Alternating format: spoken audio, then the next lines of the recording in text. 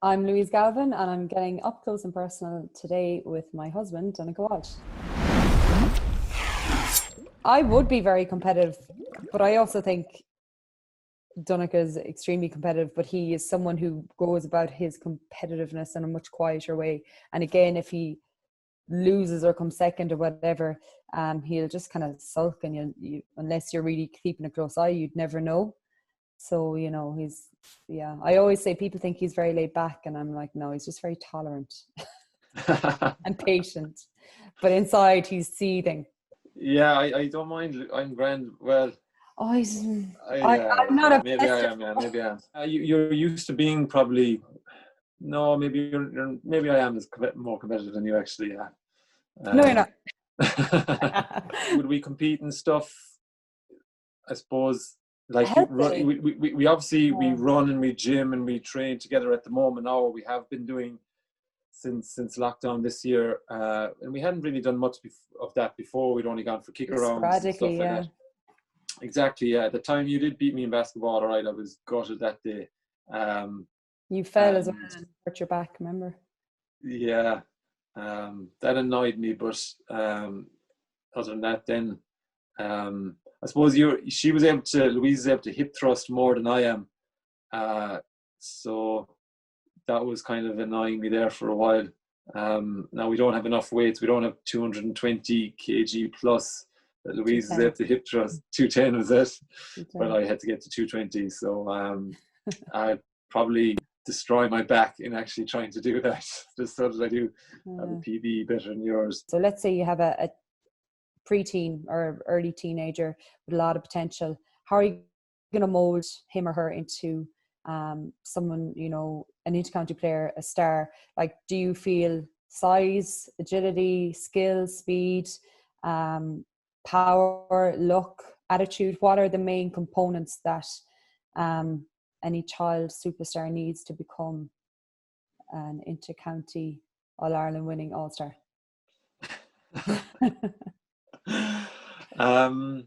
It's all attitude. Like it's completely attitude. Like if they have a good attitude, if a kid has a good attitude, well-rounded, like as well, just has to be able to take winning and losing in the same breath and be able to kind of learn from both. You should learn from a win as much as you learn from a loss. So it's like you're obviously good at like you're coming from the rugby, football and basketball backgrounds, and you can see more easily, oh yeah, that skill is useful in this position and it could be transferred to this sport and in that. And like I wouldn't have been able to identify those types of things because I didn't play many sports. I played a bit of rugby, played a bit of football, but it's only now, I suppose, that since meeting you, basically, that you've kind of opened my eyes to all of those types of things. All that I thought that I had when I was younger was just a good attitude to it. Like, that I lost loads, like playing with Cremon. We never won huge amounts, but I don't know where I just had a bit of a good attitude and a good work ethic again from my parents. I suppose they just get up and get on with it. Like, my father was obsessed with it. My mother couldn't care less. And I landed somewhere in the middle, where I wanted it to win enough, but I knew that it wasn't that important if I lost either. So don't get too carried away with the highs and don't get too full on with the lows. Absolutely. And even like as we're saying at the moment, like GA and our intercounty footballers need to be obsessed with it, but you need to not be obsessed with it as well. Some of the times when you can be, like, so having your whatever it is, your escapism, like your yeah, like as Donnchadh, when we were first seeing each other, like I watched more GA than you, absolutely, and I used to be like chatting about the game, or the weekend we watched the Sunday game, and actually thought because it was such a huge part of your life, you actually kind of would pull away from it and weren't as upset. You'd actually watch a lot more now since you retired, I think, than you did when you Yeah, played.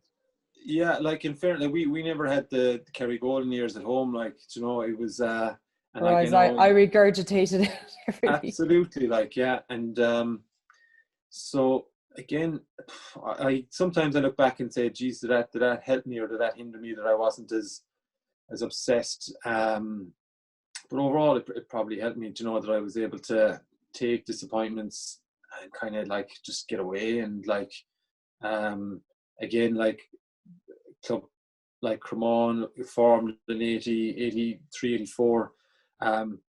You walk into Cremon down to Jack's there, like if you had a Johnny Mahoney medal, which is the local rowing, coastal rowing medal, that'd be worth a lot more than an All-Ireland football medal, really. So like, it was, even in Cremon, it was more about fishing really, and about oarsmen.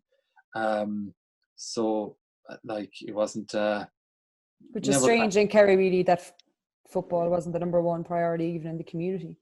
Yeah, exactly. Yeah. No, it's grown up there. Obviously, when Sean Sullivan like was making Kerry teams, it grew obviously, and it's been growing since.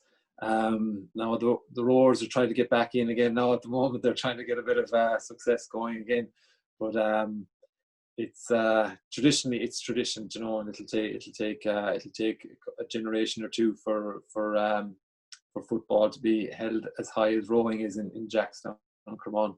Do we have much laundry there to be doing, actually?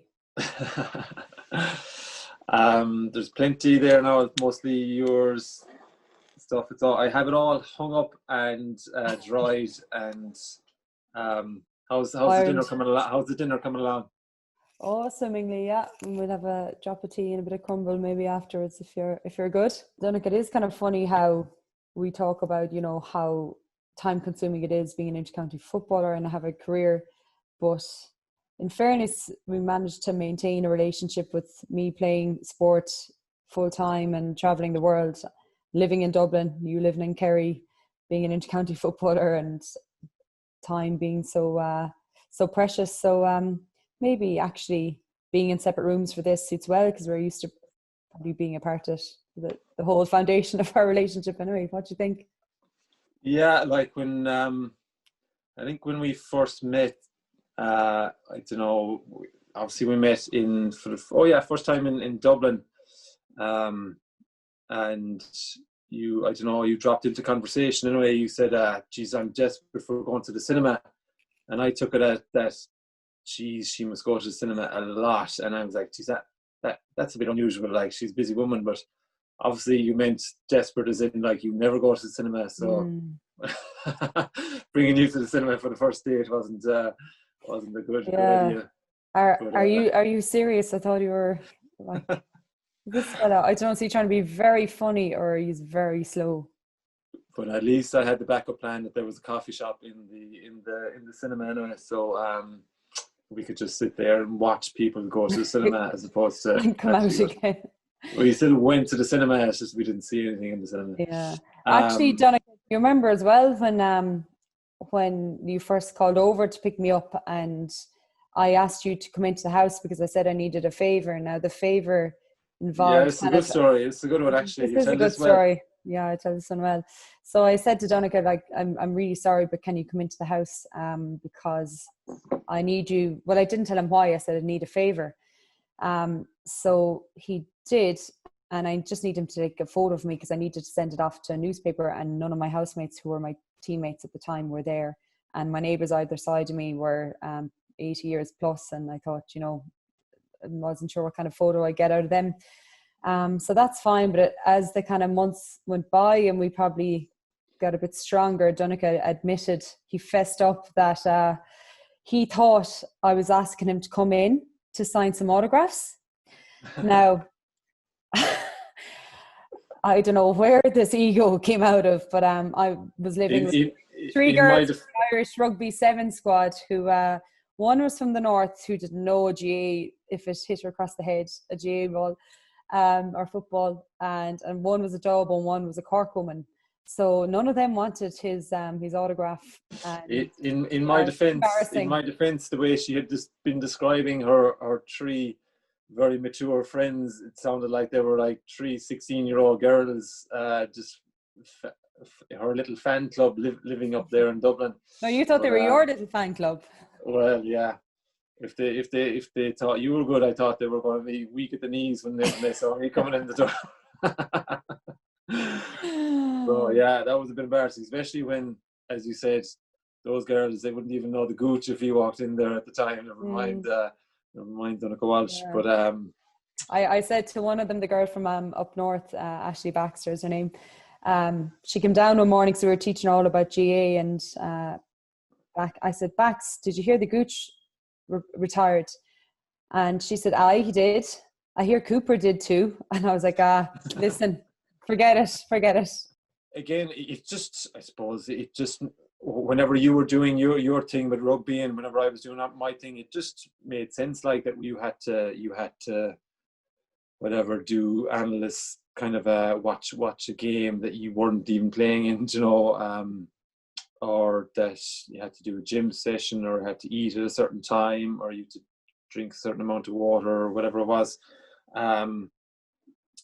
And it just, yeah, I suppose we understood each other on that level, like, you know, and as well, we were at stages in our careers where there was maybe extra asked of us, like, you know, that we weren't just new kids on the block trying to make it. We'd made it, and we were trying to establish ourselves, and not only think about the on-field stuff, but you were being, you know, you were part of you know, the kind of leadership group in with Ireland at the time, and there was those types of kind of extra things. You weren't just we were both thinking of wider kind of sports things rather than just the actual games of rugby and football.